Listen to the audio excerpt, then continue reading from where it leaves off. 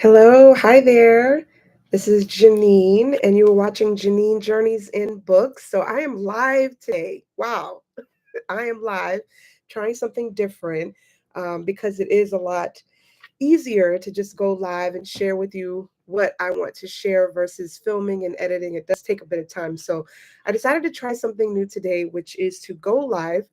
And so I am back. It's been about 2 weeks, and I am back after my birthday hiatus. I guess I had a lot of fun. It took me a minute to come back, but I am back, and I am here to share with you what I am reading this week. And from the thumbnail, uh, where is my book? From the thumbnail, oh my,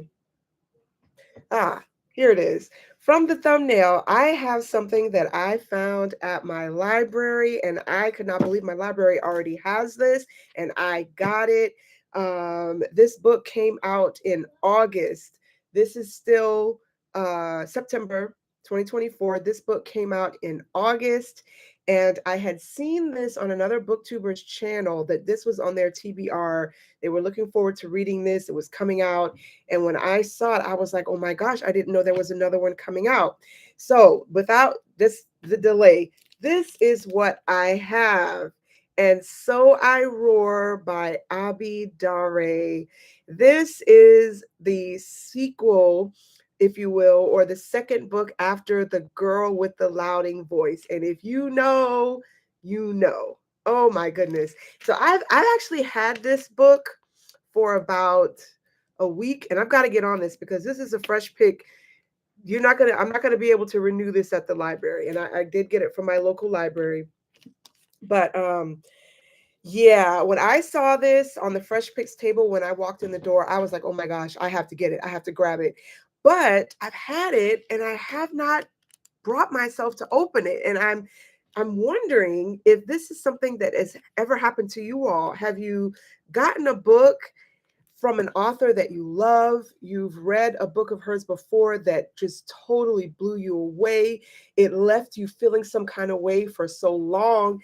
And now the second book is here, and I almost feel intimidated. Like, um, I have to bring myself to open it. And I don't know if it could be one of two things. If this has ever happened to you, it could be that the first book was so moving, it was just so touching, it changed it just gave you a whole perspective of things. And it left you in such a way that you kind of want to hold on to that feeling, and you're afraid to read the second book because you're wondering, will it be just as good? The other thing could be, I've got the second book and the first one was so moving. Am I emotionally prepared and ready to embark on this journey?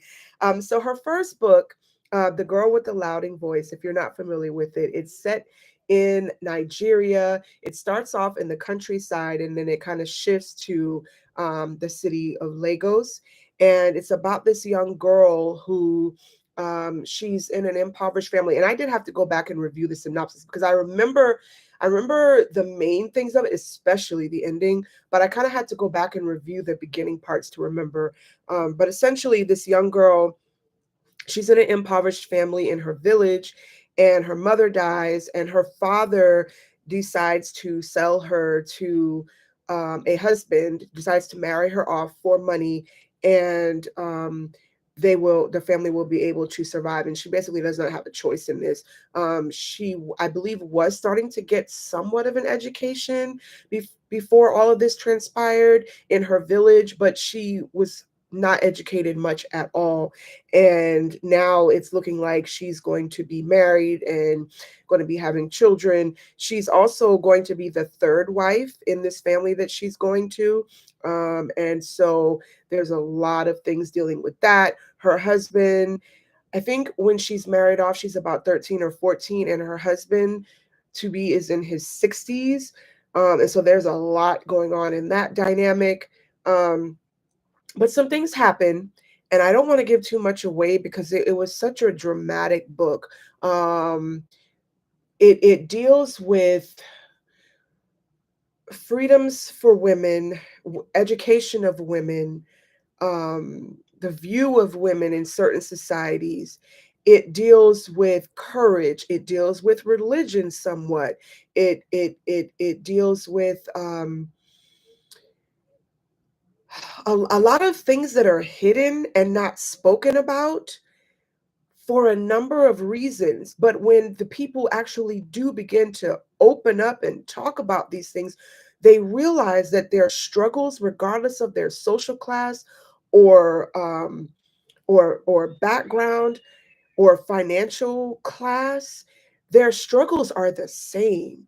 And it's just amazing seeing how at the end of the day they are all facing the same fears and the same struggles despite who has money and who doesn't. And it was just an amazing book. I can't do that book justice summarizing it. I highly recommend The Girl with the Louding Voice. And so I am going to begin. I've been doing a lot of work since I turned 45, as far as my physical health. Some of you know I talked about in one of my recent reviews, with Eleanor Oliphant is completely fine, that I struggle with eczema, and so I have really been making some significant health changes as far as my diet and my fitness. Because of those recent struggles with eczema and my health, and realizing that at 45, I've really got to get on this. I'm not going to be suffering when it's in my power to make changes.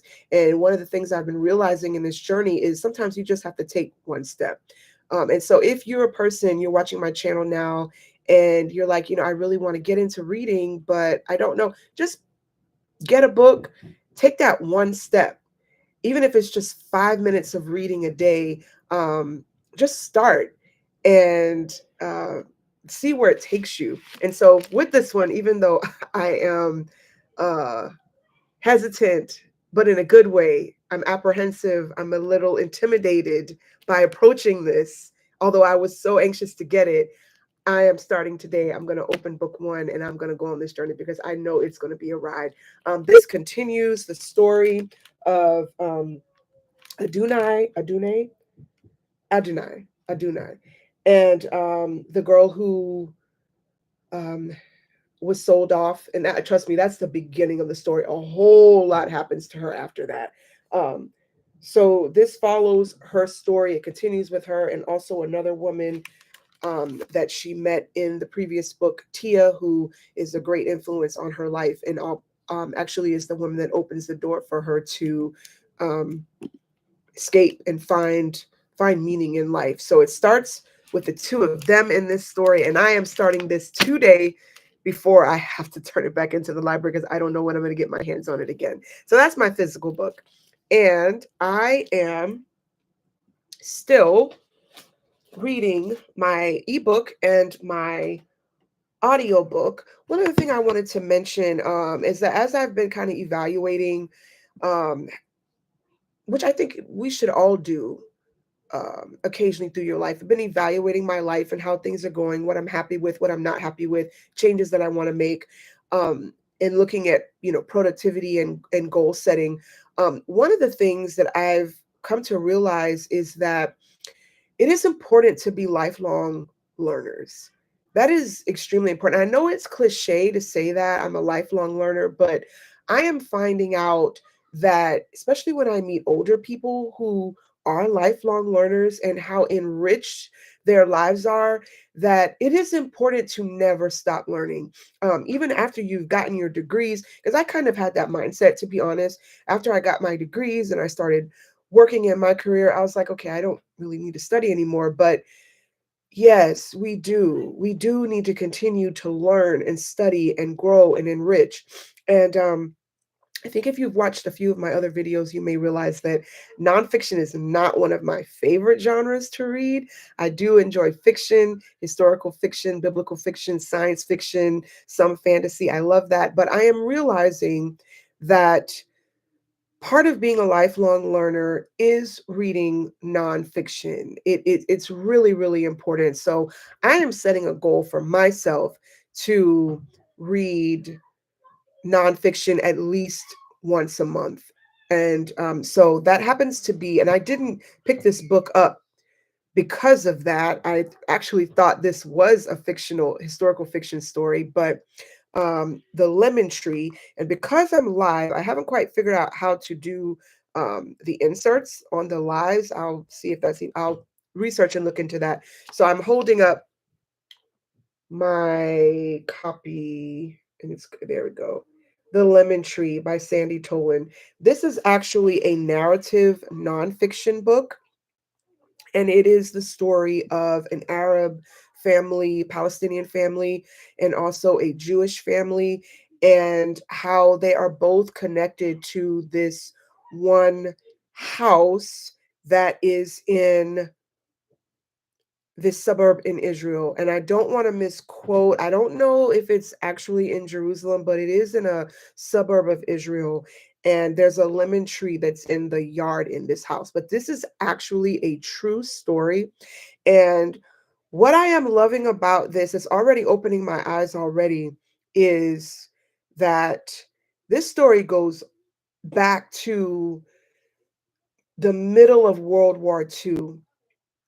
And it is starting there, well, actually, even before that, to be honest, because it's talking about how the Arab family was there first and how it's describing, how their life was and the land and the culture and the family and the celebrations, the different things that existed for this Arab family before World War II occurred and before many Jewish people began to immigrate to Israel during the time when of the Holocaust and after the Holocaust, and they were looking to find a Jewish state and begin the state of Israel, the nation of Israel as having their own land. And then it's going into how the roles that Great Britain played and the United Nations played, trying to find an answer to this problem of so many Jewish people who were displaced because of the Holocaust.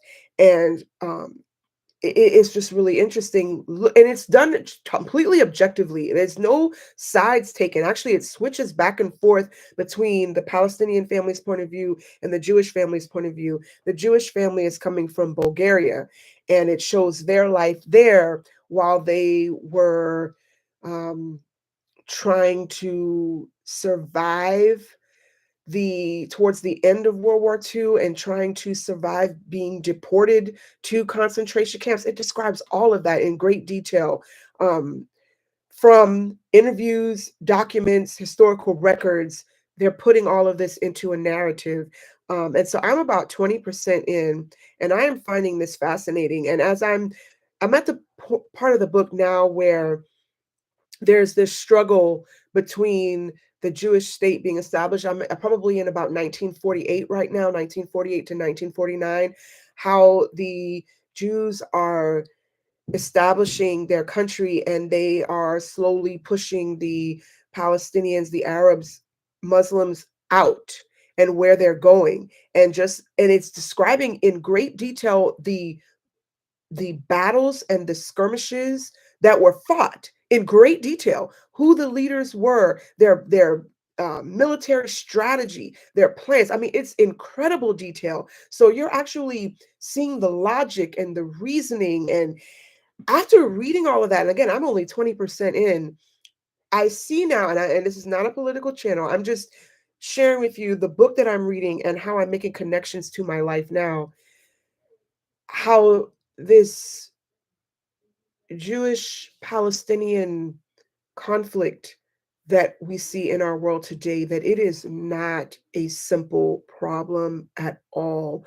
The ceasefires and the strategies to create uh, a state that can have these two nations coexisting, these conversations and diplomatic measures were discussed back in the 1930s, I'll just say 1940s. So we're going up now here almost 100 years later, a clear 80 years later, and the same conversations that we're having now were had back then in 1938, 1940, of how to solve this problem. So again, I think it's an interesting book so far. I highly recommend it.